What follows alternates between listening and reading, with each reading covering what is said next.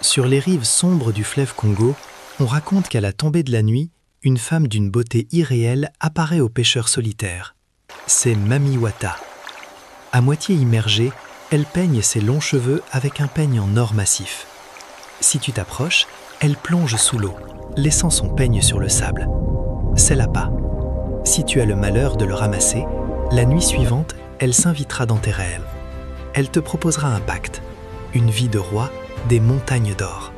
Mais en échange, tu devras lui jurer une fidélité éternelle. Interdiction d'aimer une femme mortelle. Un jeune pêcheur a ramassé ce peigne. Et ce qu'il a fait ensuite a condamné tout son village.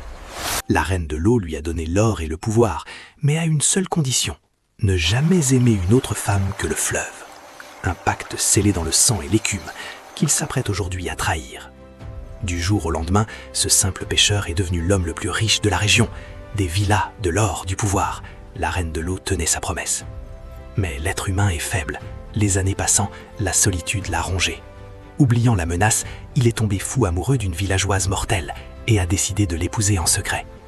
Le jour de la cérémonie, le ciel est devenu noir d'encre. Le fleuve, d'habitude si calme, s'est mis à gronder. Mami Wata n'est pas qu'un esprit généreux, c'est un monstre de jalousie. Une vague gigantesque s'est abattue sur la fête. L'eau a tout englouti, l'or, la maison, l'épouse et le pêcheur. On raconte qu'aujourd'hui encore, si tu écoutes bien près du fleuve, tu peux t'entendre ces cris sous l'eau. Écris en commentaire « Histoires africaines » pour nous motiver à te faire plus d'histoires de ce genre.